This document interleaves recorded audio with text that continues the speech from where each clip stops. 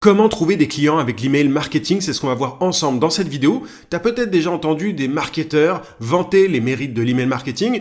Personnellement, mon business entier repose sur l'email marketing. J'ai généré des tonnes et des tonnes de clients grâce à ce canal. C'est pour moi le plus rentable qui existe en marketing en ligne. Donc on va parler de tout ça en détail. Ça va être très utile, reste bien jusqu'à la fin. Juste avant de te montrer tout ça directement sur mon écran, je t'invite à mettre un gros pouce sous la vidéo pour me soutenir, pour me montrer que ce genre de contenu concret te plaît.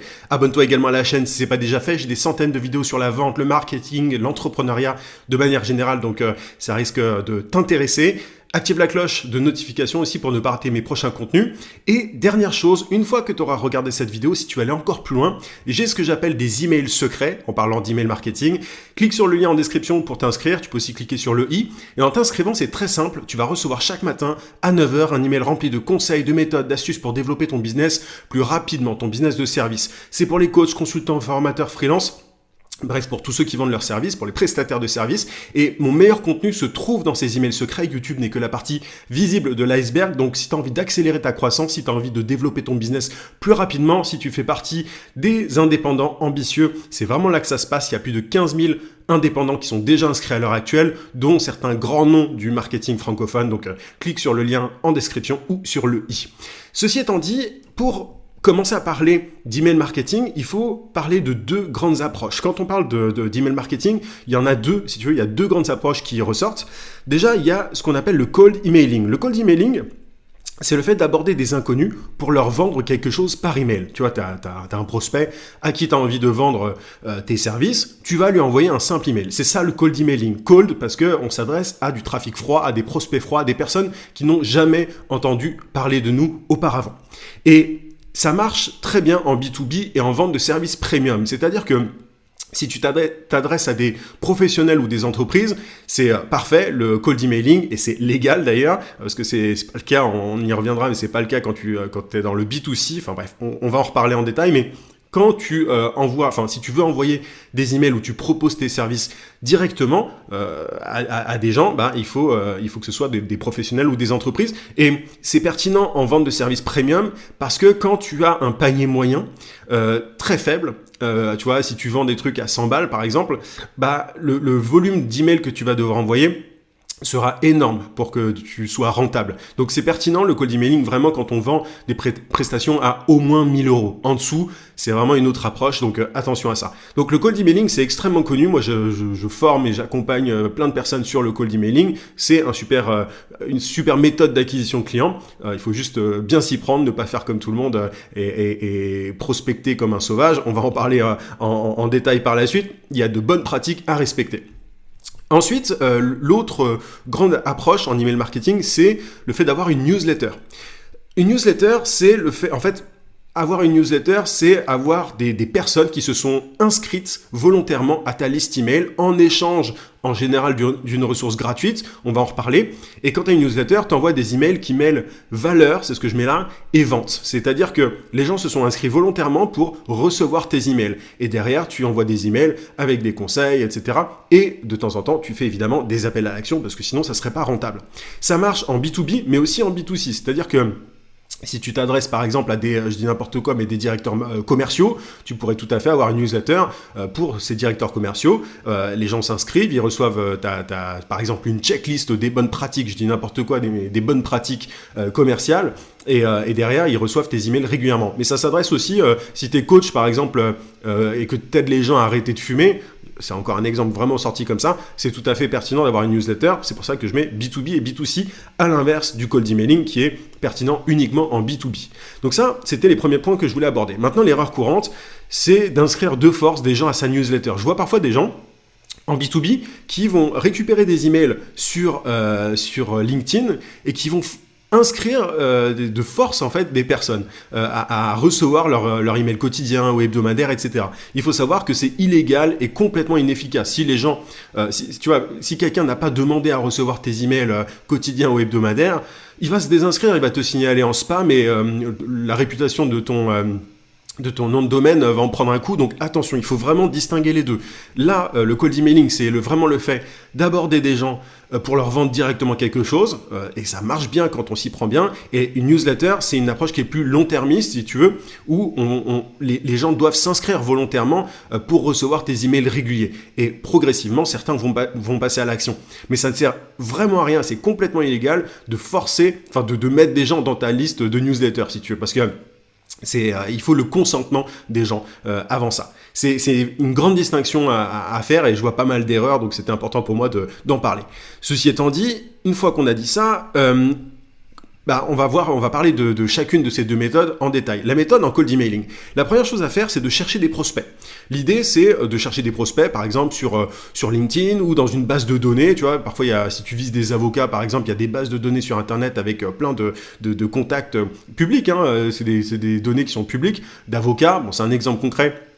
Mais tu en as dans plein de domaines, et tu as des logiciels aussi qui te permettent de trouver des contacts de prospects. J'ai déjà fait des vidéos sur le sujet par le passé. Si tu veux que j'en fasse d'autres, n'hésite pas à me le dire en commentaire, et à poser tes questions aussi, ça me permettra de voir quel sujet je dois creuser. Mais la première chose à faire en cold emailing, c'est de chercher des prospects. Il faut des adresses email pour pouvoir ensuite envoyer des emails, des cold emails, des emails de prospection.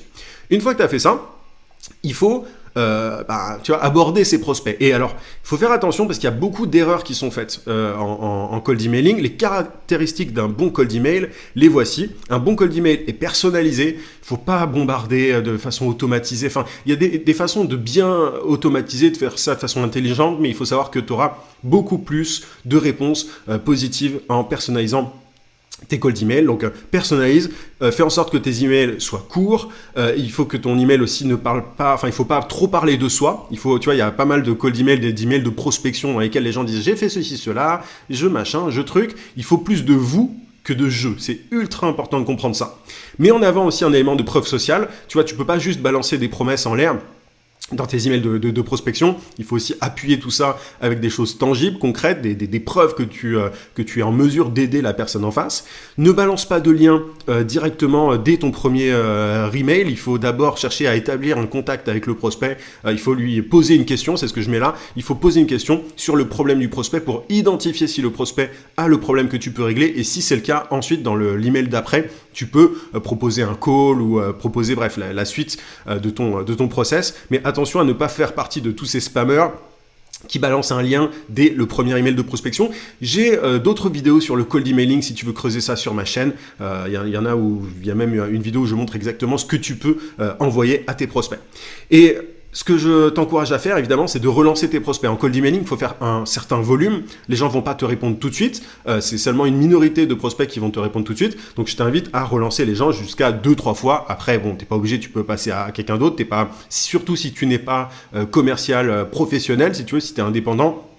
Voilà, arrête-toi à 2-3 fois, c'est amplement suffisant. Donc ça, c'est le cold emailing. Maintenant, la méthode pour une newsletter. La première chose à faire, je l'ai un peu évoqué, c'est de créer une ressource gratuite en échange de l'email de tes prospects. En gros, ta ressource que tu proposes, ça peut être une checklist, un guide, une formation vidéo, peu importe, elle doit être en rapport avec le problème que tu règles. Comme ça, tu auras des prospects qualifiés. Tu n'auras pas des touristes qui ne voudront pas recevoir ensuite tes emails de valeur et tes emails transactionnels. Il faut que ce que tu mets en avant pour récupérer l'email des gens soit pertinent. Moi, dans mon cas, je vais faire un appel à action directement vers ma newsletter parce que j'ai une newsletter quotidienne depuis plus de 5 ans. Au moment où je fais cette vidéo, ça fait depuis janvier 2019 que j'ai une newsletter quotidienne et mon lead magnet, ma ressource gratuite, c'est ma newsletter. C'est-à-dire que c'est une newsletter qui est remplie de pépites que je partage chaque jour, si tu veux, de conseils, de méthodes, de stratégies et tout. J'ai fait l'appel à action d'ailleurs au début de cette vidéo. Si tu as bien fait gaffe, tu peux toujours t'inscrire en cliquant sur le lien en description. Je te place mon truc. Mais donc moi, j'ai assimilé, si tu veux, ma ressource gratuite à ma newsletter en elle-même. C'est un truc que tu peux faire, mais attention, tu auras quand même moins d'inscriptions en faisant ça. Moi, je le fais parce que j'envoie un email tous les jours, donc il vaut mieux être très clair là-dessus sur le fait que c'est une newsletter quotidienne. Mais tu n'es pas obligé de faire un email tous les jours comme moi. Tu peux proposer une ressource et derrière, faire en sorte que les gens reçoivent un email par semaine.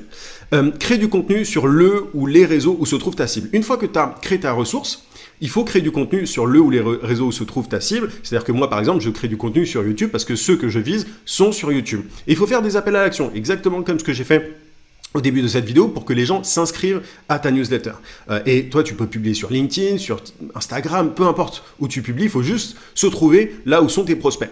Et envoie des emails régulièrement qui mêlent valeur et promotion. Au niveau de la fréquence, tu peux commencer par une newsletter hebdomadaire. Pour moi, quand même, l'idéal, c'est d'envoyer 3 emails par semaine, minimum. C'est vraiment l'idéal. Je sais que ça peut faire peur à pas mal de personnes, mais c'est une gymnastique, c'est un entraînement. C'est-à-dire qu'au début, ça va te faire un petit peu peur, mais tu vas voir que si tu aimes écrire, en tout cas, c'est un truc moi, c'est un truc qui m'amuse, c'est ce que j'aime le plus dans mon business, c'est envoyer ma newsletter quotidienne depuis plus de 5 ans. Donc voilà, vise 3 emails minimum par semaine, c'est vraiment l'idéal. Maintenant, tu peux tout à fait commencer par un email hebdomadaire si tu veux. Et les caractéristiques d'une bonne newsletter, les voici. Une bonne newsletter renverse les croyances des prospects. C'est-à-dire que au-delà de créer du contenu tutoriel, des comment faire ceci, comment faire cela, il faut briser les objections de tes prospects, renverser leurs croyances. Moi, c'est un truc que je fais souvent. C'est ce qui donne envie aux gens de passer à l'action. Et c'est ça, en fait, c'est comme ça que tu apportes le plus de valeur. C'est en renversant les croyances de tes prospects. Un bon email, une bonne newsletter, en fait, crée une connexion aussi avec la cible. Il ne faut pas hésiter à utiliser du storytelling. Moi, j'utilise des choses qui me sont arrivées au quotidien, des trucs qui sont arrivés à mes clients, etc. pour que les gens qui me suivent forcément s'identifient et comprennent que je peux les aider aussi. Et il faut systématiquement avoir un appel à l'action pour aller plus loin. Moi, ce que je fais, c'est que je fais un appel à l'action dans tous mes emails. Tu n'es pas obligé. Mais c'est quand même ce que je recommande. L'idéal, c'est de combiner, comme je le disais, valeur et promotion. Il faut que chaque email soit rempli de valeur et contienne aussi un appel à l'action. Il ne faut pas que les gens se disent que tes emails ne sont que de la promotion. C'est pas mon cas. Moi, même si je fais systématiquement un appel à l'action dans mes emails, il y a toujours de la valeur. Les gens peuvent ne pas passer à l'action, si tu veux, ne pas candidater à mon programme d'accompagnement, par exemple, mais quand même recevoir de la valeur sans ça. C'est ultra important. Pour moi, c'est vraiment le must de combiner les deux. Donc, les avantages, maintenant, on va parler des avantages et des inconvénients de chaque méthode. Le cold emailing a pas mal d'avantages. Tu n'as pas besoin de créer d'audience, tu n'as pas besoin de créer de contenu. Tu peux aussi automatiser ta prospection par email. Maintenant, attention, il faut le faire intelligemment. C'est des sujets que j'aborde régulièrement moi-même dans ma newsletter. Donc, il y a pas mal d'avantages. Tu n'es pas obligé d'être une star des réseaux si tu veux. Maintenant, au niveau des inconvénients du cold emailing, tu as quand même un taux de réponse qui n'est pas énorme. Il faut faire pas mal de volume. Il faut être très bon en vente aussi parce que le prospect en face n'a pas confiance. Tu abordes des inconnus, des gens qui n'ont jamais entendu parler de toi. Donc, il faut être assez rodé niveau vente derrière. Et ça peut être décourageant en raison du volume d'emails qu'il faut envoyer. Maintenant, pour la newsletter, il y a pas mal d'avantages aussi. C'est que ça facilite la vente. C'est-à-dire que les prospects que tu vas avoir, ils ont une grande confiance en toi, c'est-à-dire qu'ils suivent ton contenu régulièrement. Moi, j'ai des clients qui passent à l'action après m'avoir suivi 2-3 ans. Donc, tu t'imagines bien que j'ai même pas besoin de les convaincre, ils sont déjà convaincus. Et tu peux avoir aussi des ventes très prévisibles. Tu as vraiment des ventes régulières quand tu as une newsletter régulière aussi. Et tu n'as aucune dépendance aux réseaux sociaux. Alors, évidemment, tu utilises les réseaux pour renvoyer les gens vers ta newsletter. Mais derrière, moi, si YouTube meurt ou Facebook ou LinkedIn, peu importe, je trouverai un autre canal pour renvoyer des gens vers ma newsletter. Mais les emails des gens qui me suivent, je les ai. Si tu veux, je les ai. J'ai une liste d'emails et je peux écrire à ces personnes-là, même si tel ou tel réseau disparaît. Donc ça, c'est un gros avantage d'avoir une newsletter. C'est pour ça que créer du contenu sur les réseaux sans avoir de newsletter, pour moi, c'est quasi suicidaire. C'est vraiment une très mauvaise idée quand on est coach, freelance, consultant. Et par contre, il y a des inconvénients évidemment. Il faut quand même créer du contenu pour faire grossir sa liste email. Tu vois, même si tu n'es pas dépendant des réseaux, il faut créer du contenu pour faire grossir sa liste email. Il faut maîtriser le copywriting un minimum. Maintenant, c'est quelque chose qui s'apprend. C'est un truc c'est une gymnastique, comme je te le disais auparavant. Et quand on aime écrire, c'est très amusant à faire. Donc, voilà un peu pour les avantages et les inconvénients. Tu connais maintenant les 2 grandes méthodes, si tu veux, pour trouver des emails. Des clients, avec l'email marketing. Tu peux pas passer à côté de l'email marketing quand tu as un business en ligne. C'est un impératif, que ce soit le cold emailing ou le fait d'avoir une newsletter. Donc, mais il faut s'y mettre, quoi. Faut simplement s'y mettre. J'espère que cette vidéo t'a été utile. J'espère que t'as reçu de la valeur à travers cette vidéo. Si tu veux aller plus loin, je te le rappelle, je l'ai dit plusieurs fois, mais inscris-toi à ma newsletter quotidienne, à mes emails secrets. C'est vraiment là que se trouve mon meilleur contenu. Mets un like, un pouce sous cette vidéo. Abonne-toi si c'est pas déjà fait et je te souhaite plein de succès.